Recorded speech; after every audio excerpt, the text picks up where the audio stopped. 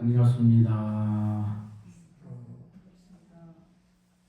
우리가 지난 시간까지 극락세계는 어디에 있는가, 또 어떠한 모습으로 있는가, 가려면은 왕생하려면 어떻게 해야 되는가에 대해서 조금 같이 연구를 해봤습니다. 우리가 극락세계라는 곳이 얼마나 아름답고 진귀하고 영생으로 영원히 해탈하고 영원히 안락하고 영원히 기쁜 영혼의 세계인 것을 우리는 깊이 공부를 했습니다. 그러하기 때문에 서산대사께서 마명보살, 용수보살 같은 그런 대성보살들조차도, 부처님 바로 밑에 있는 그런 대성보살들조차도 그분들이 견성을 안 해서 왕생을 원했겠습니까? 견성을 다 확철되고 한 견성 성자이신데, 마명이나 용수 같은 그런 대성보살들조차도 극락세계에 왕생하기를 그렇게 간절히 원하셨는데, 나 같은 것이 무엇이기에 왕생을 원하지 않을까 보냐고 간절하게 권하고 권했습니다.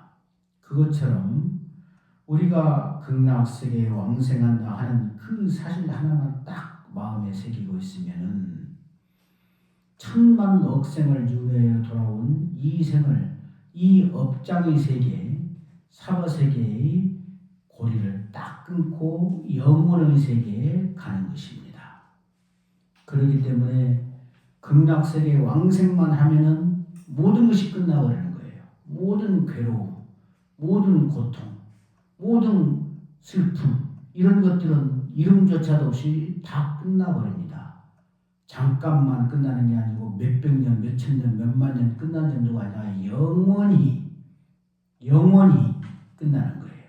그러하기 때문에 부처님께서도 비상비비상체에 가셨을 때도 이 선정을 성취하면 어떠한 즐거움이 있고 얼마나 가느냐 했더니 8만 겁이 지나고 나면 다시 생사 윤회에 빠진다는 말을 듣고 부처님께서 나는 영원히 생사를 여의려고 영원의 법을 공부하는 것이지 8만 겁의 행복을 위해서 공부하지 않노라 하고 버려버리고, 그때부터 부처님께서 진실로 멸진정에 들어서 대각을 성취하셨던 겁니다.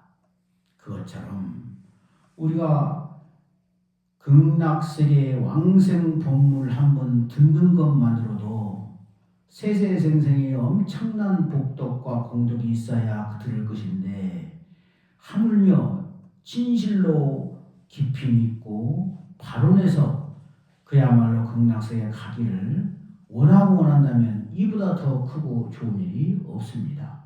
금생을 끝으로 사바세계 인연을 다 끊어내고 영혼의 안락 속에 들어가는 거예요.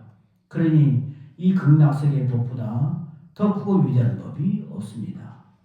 예전에 혜원대사라는 분이 계셨는데, 그분은 정토종의 초조로 추앙받는 분이십니다. 그야말로 극진히 지극히 계행정장하시고 도가 높으시고 수행력이 누구도 따라올 수 없는 큰 스님 중에 큰 스님이었는데, 그런 큰 스님이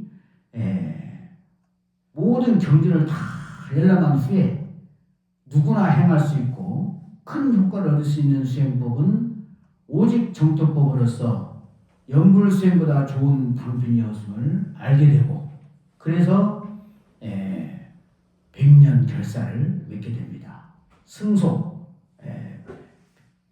스님들하고 거사, 보살 다 섞여가지고 123인이 100년 결사를 합니다. 거기가 여산 독림사에서 결사를 하면서 혜원대사가 귀원직제라는 당신의 글 속에서 이렇게 말씀하십니다.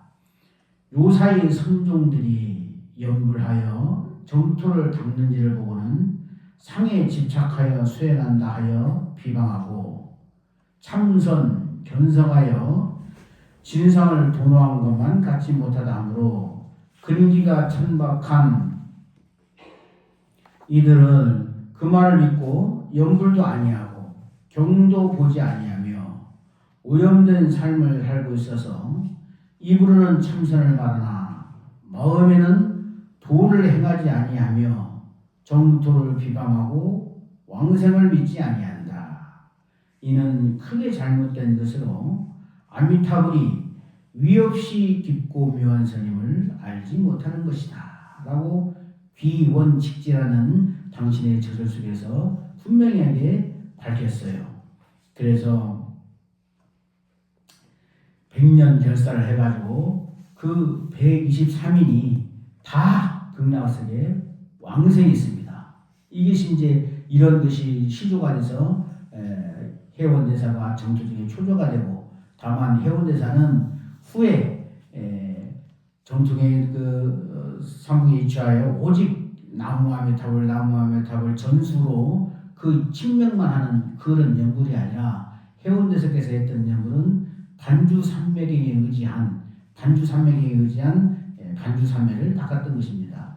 이 그냥 전수 연불보다는 반주산맥가 훨씬 더 어렵고 험한데, 그것은 반주산맥은 어떻게 하느냐면 7일 동안 또는 90일 동안 기한을 딱 정해놓고 눕지도 않고 앉지도 않고 하루 한 끼만 먹고 하루 3번 이상 목욕하고 3번 이상 못 갈아입고 계속 부처님 주위를 돌면서 나무아미타불 연불하는 거예요. 그러면서 부처님의 무량공덕을 관하고 하면서 연불하는 거예요. 그렇기 때문에 그 산매를 반주산매를 분립산매라고 합니다. 분립산매. 부처님 불자 설립자, 부처님이 나가서 턱 서신다고 해서 분립산매라고도 합니다.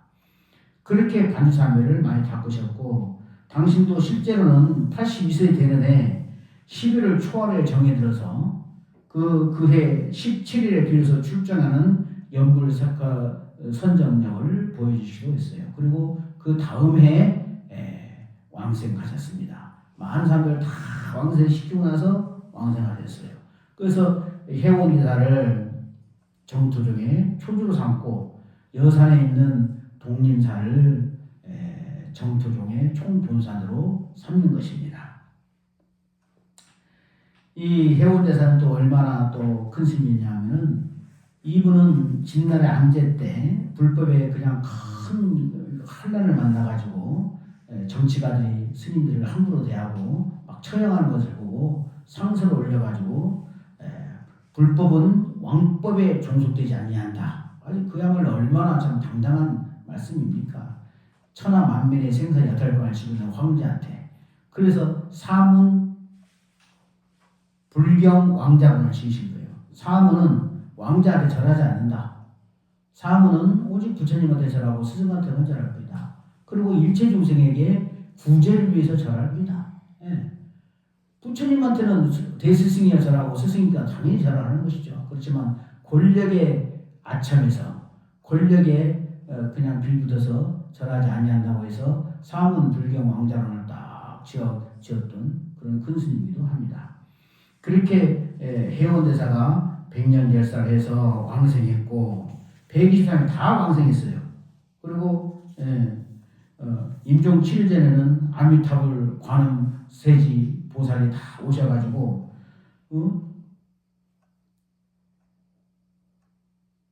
대사께서 부처님께서 나의 본원력으로 너를 정토에 왕생하기 위해서 영접하라 하느라고 16광경에 설한 그 모습 그대로 해서 왕생했어요. 연불 삼매 시집서에서 해운대사가 삼매 중에 가장 공덕이 높고 나아가기가 쉬운 연불 삼매를 진득하게 되면 왕생 극락은 필연지시다 라고 단언해서 또 증명하고 말씀도 했습니다. 그래서 해원대사가 그렇게 왕생했고 해원대사와 같이 했던 123인이 다 왕생했어요. 왕생이 또 누구누구 왕생이 다 나와 있습니다. 그러고 나서 또 8세기에 발징화상이라고 했어요. 발징화상이라고 고성 원각사 주재던 발징화상이라는 큰 스님이 계셨는데 그 스님이 해온 대사에 그 백년결사 123인 승속 123인이 모여가지고 했던 것을 본받아가지고 그것을 흠모해가지고 고성 건봉사 금강산이거든요. 거기가 건봉사인데 우리나라 최북단에 있는 절입니다. 여러분 다 가보셨잖아요. 예, 건봉사에서 연불만이를 해가지고 딱 그 연불을 했어요. 그래가지고 거기는 등공대가 있어요. 그래가지고 31일이 그냥 등공에 따가지고 거기 등공대인데 거기서 열반에 드시고 부처님 영접을 받아가지고 왕생을 했어요. 거기서 다 소전했어요. 거기다가 등공대를 육신 등공대를 세웠습니다. 예.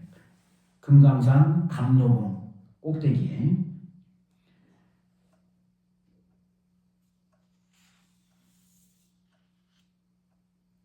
그 발정화상도 얼만큼 대보살이냐면은 부처님이 데려왔어. 이제 왕생하라 하고 데려왔는데 발정화상이 부처님 저는 이 세상의 모든 사람들이 저와 함께 했던 그 도반들이 다 왕생하기 전에는 왕생하지 않겠습니다. 제가 먼저 왕생하면 부처님 본원에 어긋날 것입니다.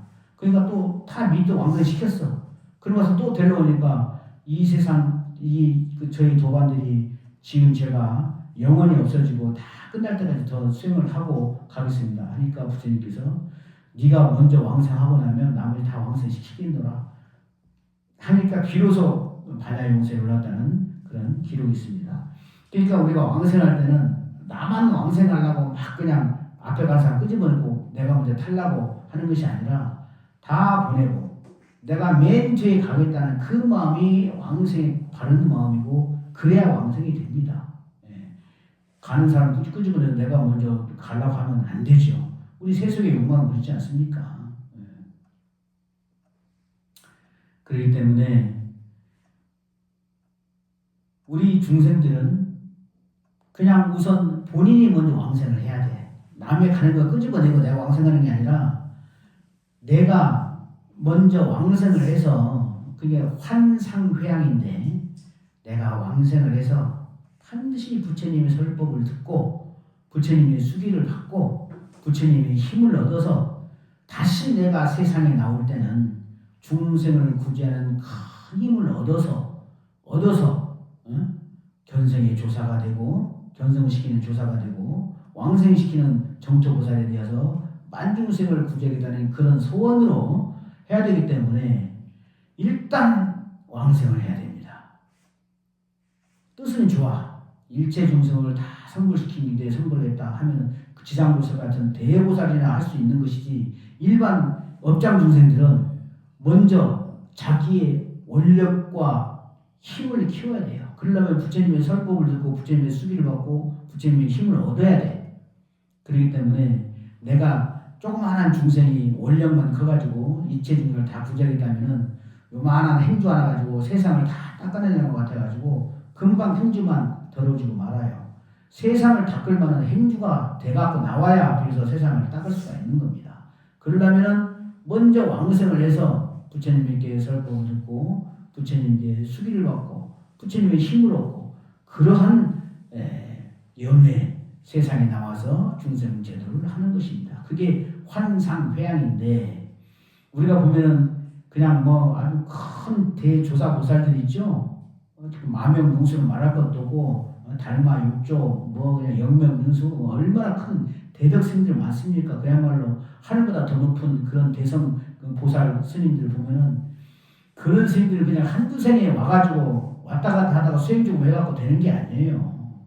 부처님한테 설법을 듣고 부처님의 수기를 받고 부처님의 힘을 얻어서 나온 정토 보살들이 나오신 겁니다.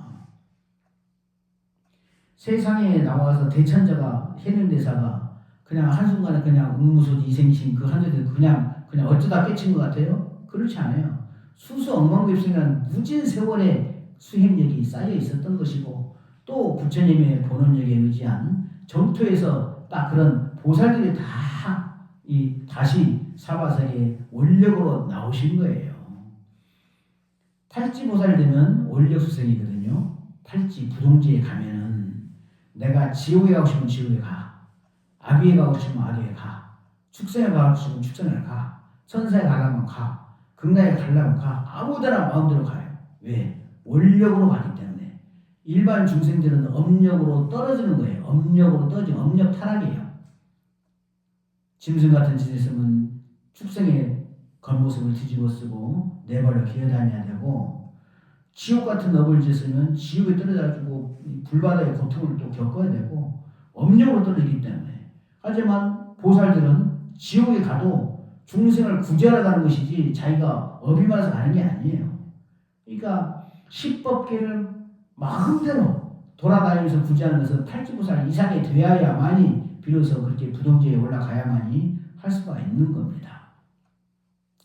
그런 발증화상도 다 하고 나서 일체 중생이 내 도반들이 다 왕생하고 나서 면제하겠습니다. 그러니까 부처님께서 먼저 가면은 나머지 다 또 왕생시키겠다라고 하니까 비로소 반야용선에 올랐다는 기록이 있습니다. 이렇게 불보살의 마음은 항상 중생을 먼저 생각하고 그런 것입니다.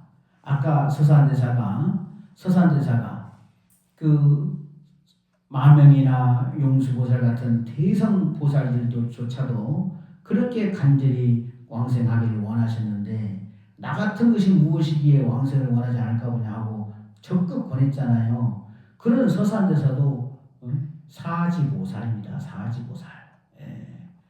대단한 거죠. 대성보살이죠. 진묵, 그 당시 있었던 진묵대사는 탈지보살이죠. 탈지. 한 시대에 그런 성인들이 그게 두 분이나 나오셨다는 게 좀 믿을 수 없을 정도로, 또 그때는 임진왜란 당시 아니었습니까? 얼마나 처참한 살육이 자행되고 전쟁과 기근이 몰아치는 참담한 시절이었습니까? 그런데 그 나온 성인만 해도 뭐 사명대사 뭐 또 다른 분들은 말할 것도 없고, 대표적으로 그냥 알려진 성인만 해도 벌써 두 분이잖아요.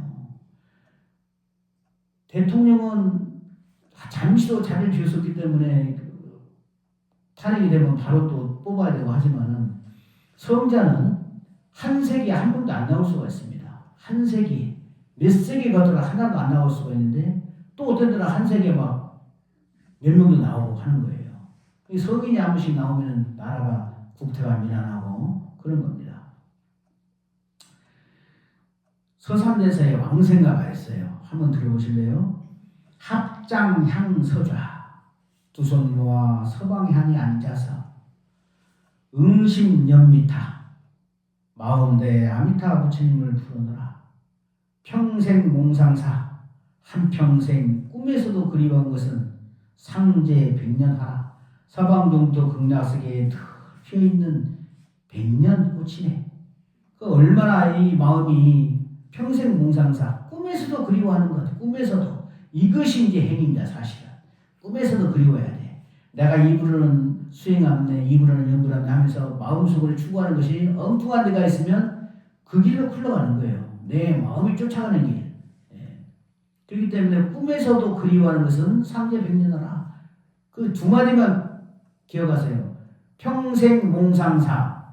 따라해보세요. 평생 몽상사. 상제백년하. 꿈에서도 그리워한 것은 극락세계 영구뿐이네. 꿈에서도 그리워한 것은 극락세계 영구. 그러면은 저절로 내 마음이 극락세계 연결되어 있는 거예요. 내 꿈에서도 제가 항상 그랬죠. 어떤 일에서 잘 때만큼은 염을 하고 자라고. 그러면 깼다가 염을 하고 있는 거예요. 그러면 꿈도 좋고 다음 날도 좋은 일이 일어나고, 그러면서 자기 수행이 점점 들어가는 거예요. 꿈에서조차 그리워야 돼. 꿈에서조차. 내가 입으로는 수행하네, 또 몸으로는 수행하네, 옷 잘 데려입고 이렇게 여하게 반듯하게 걸어다니면서 땀 이렇게 그 위험 있게 행상을 하지만은 마음속에서는 항상 어떤 욕계 본내에 그냥 그 상상을 짓고 있으면은 그것을 딴 길로 가고 있는 거예요. 그렇기 때문에 평생 몽상사, 꿈에서도 그리워한 것은 상제 백년하라. 항상 극락정토에 피어있는 흰 백년이네.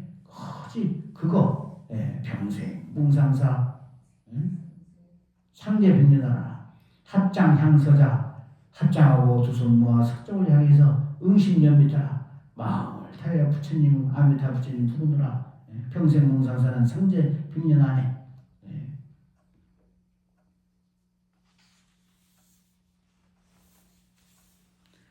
그 다음에 또 이제 그 당시에 광덕과 엄장이라고 하는 제가스님이 있었습니다.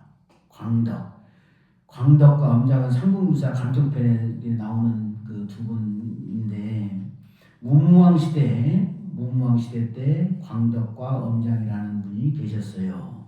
문무왕 시대 때 지금의 경주 구항동에 자리한 분황사 서쪽마을에 광덕은 신 삼는 것을 어부로 삼았고 엄장은 남쪽에서 그 남산에 암자를 짓고 조그마한 농사를 짓고 살았어요. 그러면서 둘이 아주 친했습니다. 그래가지고 꼭 우리가 서방용태 왕생하기를 원하고 그러면서 혹시라도 누가 먼저 가게 되면 반드시 우리를 알려달라고 알려주게 하고 그렇게 수행을 했어요. 열심히 수행을 했는데 하루는 엄장 스님 앞에 광덕이 잘 있게 나는 먼저 극락에 걔네 가네 하고 인사하고 쑥 가거든요. 그러니까 광덕 내 친구가 열반했구나. 극락에 왕생했구나. 그러면서 이제 다음날 가보니까 아니나 다를까 광덕 스님이 딱 죽어 있어. 그러니까 이제 제를 지내주고 그 광덕 스님은 아내를 데리고 살았어요. 부인이 있었어.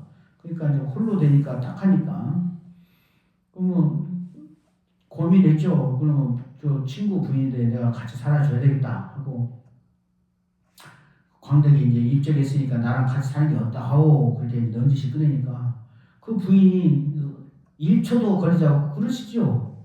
선선히 그냥 응해버려요. 그러시지요. 선선히 응해버리고 나서 장례 치르고 이제 둘이 이제 서로 이제 부부 연을 맺었습니다. 맺고 합방을 하고 동침을 하려니까 그 부인이 딱 밀쳐내면서 스님이 서방정토 간다는 것은 나무에 올라가서 고기를 구하는 것 같습니다. 광덕 스님은 나하고 살면서 10년을 살면서 하루도 한 번도 합방한 적도 없고 한 번도 몸을 더럽힌 적이 없고 나는 나가서 분황사 종로서 하고 있거든. 분황사에서 종로사하고 허드렛 일을 하는 종이었고 그리고 이렇게 밤이면 달빛에 올라서 연불을 하고 16관을 짓고 그렇게 살았는데 그렇게 하고서야 서방에 안 가고 어디를 가겠습니까? 스님이 지금 하는 것은 서방에 가는 것이 아니라 동방에 가는 것입니다. 절대로 있을 수가 없는 일입니다. 하고 딱 밀쳐니까 얼마나 부끄러워요. 얼마나 부끄럽고 그 길을 뛰쳐나가가지고 원효스님을 찾아갔어. 엄장 스님이 원효스님을 찾아가가지고 쟁관법을 듣고 연불하는 법을 배웠어요. 그 쟁관법은 지금 삼국유사에 전해져 오지는 않는데 그냥 부처님을 생각하고 그리워하는 거겠죠. 원효스님이 가르쳐준 대로 항상 원효스님 사상대로 하면은 그래가지고 엄장 스님도 열심히 수행해가지고 결국은 극락세에 왕생했다는 그런 일화가 있는데 그 광덕 스님의 부인이 사실은 관세음보살 분신입니다. 관세음보살에 나와가지고 관세음보살이니까 그냥 남녀의 그 방사를 못하게 하고 또 지켜줄 수 있었고 일반 그냥 욕망에 찬 범부들 같으면 하기가 어려운 거죠. 어렵습니다. 그런데 다 그런 분들은 관세음보살님이 여종의 모습으로 그냥 분황에서 종살이 했어요. 종살이. 그러면서 다 중생을 제도하려고 때때로 변화해서 나와서 중생을 구제하신 겁니다. 또 그런 광덕과 엄장이 그런 일화가 있었고요. 그 다음에 웅면이라고 하는 웅면 그냥 노비 비자인데 웅면 노비가 있었는데 웅면이라는 노비는 예전에 동양의 화주 팔진보살이 다 그냥 한 1000명을 모아놓고 그 결사를 하면서 정토업을 닦을 때 두 편으로 나누어가지고 한 판은 2판이에요. 한 반은 사판이, 한 반은 공부만 하고, 한 반은 그냥 일용사, 식품, 방석, 불 떼주고, 그냥 신부를 해주고, 이렇게 하는 외호대중이었어요. 근데 외호대중이 하나가 이게 그냥 청정하지를 못하고 계율을 많이 어겼어. 그래가지고는 죽어서는 소가 돼버렸어. 소가 돼버렸는데 그 소가 돼서라도 불법에 인연이 있어가지고 경주를 싣고 다녔어. 경주를 싣고 다니 그 공덕으로 아간이라고 하는 그런 벼슬아치 집에 여종으로 나온 거예요. 그 여종 나오는데 어느 날 학가산에 갔다가 꿈을 꾸고 도심을 말했어. 아이고 내가 이렇게 살아서는 안 되겠구나. 그냥 갑자기 자기도 여러분도 보시면 알지만은 갑자기 자기 가슴을 치는 한 일전화가 있어요. 일전화 한 바퀴 크게 나를 돌이키게 만드는 하나 일자, 구를 전자, 말씀 어자 나를 돌이키게 하는 큰 벼락 같은 한 말씀이 있어. 여러분도 가면서 이렇게 살면 안 되겠구나 하면은 그런 것이 한번 꽉 그렇게 시작하면은 그냥 흘려보내지 마시고 그걸 잡아야 돼요. 그걸 잡아가지고 그 마음을 키워야 돼. 오늘 학가산에 갔다가 그냥 도시를 확 바래버린 거야. 성근이 있었기 때문에 바래가지고 주인이 그 미타사라고는 캐스법사가 세운 미타사라는 절이 있었는데 거기서 여머니가 따라가가지고 옆을 하니까 주인 눈에 거슬렸어. 저 종이 일어나라고 알아서 기도하고 법당에 시간 보내니까 그래가지고 매양 주섬에 그 쌀을 짓게 만드니까 얼마나 일이 많아요. 힘은 붙이고 하니까 등에다가 돌멩이를 짊어지고 방아를 찢고 확 찧어가지고 또 가가지고 잠시라도 틈만 나면 또 법당 앞에 가서 법당에 들어가지를 못하고 그냥 거기서 연구를 하고 가지고 궁연을 그렇게 하다가 나중에는 말뚝에다 양 말뚝에다가 그 줄을 내놓고 그 줄에다가 손바닥을 뚫어요. 손바닥 두 권통시켜서 이걸 대고 이렇게 연구를 얼마나 간절하게 했겠어요. 그렇게 하니까 법당 안에서 웅면은 들어와서 연구하라 하고 그냥 천주까지 소리가 나는 거예요. 그래서 대신 놀라가지고 웅면을 데리고 들어와서 보는데 연구를 하다가 그냥 뚫고 천장을 뚫고 그냥 가가지고 연화자를 타고 왕성을 해버렸어요. 가지고 신발짝 한 달 떨어지는 곳에 보리사를 짓고 육신을 딱 버린 곳에 제2 보리사를 지었는데 뚫고 들어간 그 자리가 뻥 뚫렸을 거 아니에요. 대웅진이 뻥 뚫렸을 거 아닙니까? 비가 오도 비가 안 새. 비가 와도 비가 안 새. 눈이 와도 눈이 안 내리쳐. 그래가지고 나중에 큰 신심 있는 장자가 그 뚜껑을 덮었어요. 소라 반자로. 소라 반자 덮고 그렇게 해서 웅면이 왕생했다는 웅면비의 왕생설화가 있습니다. 우리가 이렇게 해서 왕생했던 그 몇 분의 사례를 보고 회원법사와 백령열했던 123인 또 발제마상이 했던 천여 명의 대중과 또 광덕과 엄장의 왕생일화와 웅면비의 일화가 이런 일을 가만히 살펴보세요. 가정생활을 하면서도 이 모습이 중요한 게 아니잖아요. 결혼하고 가정을 꾸리고 사는 모습이 중요한 게 아니고 광덕 스님은 부인이 있었으니까 그렇지만 어떻게 마음을 청정히 하고 몸을 청정히 하고 사느냐가 중요한 거예요. 어떻게 결혼을 했니 안 했니 안 했어도 엉뚱하게 하면은 마찬가지인 것이고 했어도 청정하면 계행을 지키는 것이고 그런 것입니다. 계행을 지키고 그 다음에 마을에 살면서도 얼마든지 왕생할 수 있고 얼마든지 수행할 수가 있어요. 우리 하물며 종의 모습을 갖고서도 할 수 있고 내가 과연 전생에 내가 어디서 왔는가 좀 생각해보면 금방 내가 사막에서 나왔는지 아니면 천상에 있다가 복이 다해가지고 타락해가지고 인간세상에 왔는지 아니면 아주 비참한 인간이 아주 조금 향상돼가지고 업그레이드돼가지고 이렇게 왔는지 아니면 정말로 내가 좋은 일을 해가지고 큰 복을 받아야 되는데 더 큰 제일 큰 복인 불법을 만나라고 이렇게 왔는지 아무도 모르는 거예요. 그러나 과거는 중요하지 않아. 세세 억만겁이라는 수수 억만겁이라는 그 무량성을 지나왔지만 지금 이 순간에 극락세계 왕생을 발언하고 이 생에 극락세계 왕생을 해버리면 수수 억만급색 억만급 무량 세월을 다 보상받는 거예요. 무량 세월에 마침표를 짓고 가장 잘 사는 삶이 되는 거예요. 자, 합장하시고 아까 말했던 우리 그 서산대사의 왕생가 한번 서로 하면서 오늘 법문을 마치도록 하겠습니다. 자, 합장향서좌 따라서 하세요. 합장향서좌 두 손 모아 서방 향에 앉아서 응심연미타 마음을 다해 아미타 부처님을 부르노라. 평생 몽상사 한평생 꿈에서도 그리워한 것은 상제 병렬화일세 서방정토 극락세계에 늘 피어있는 흰 연꽃이 아래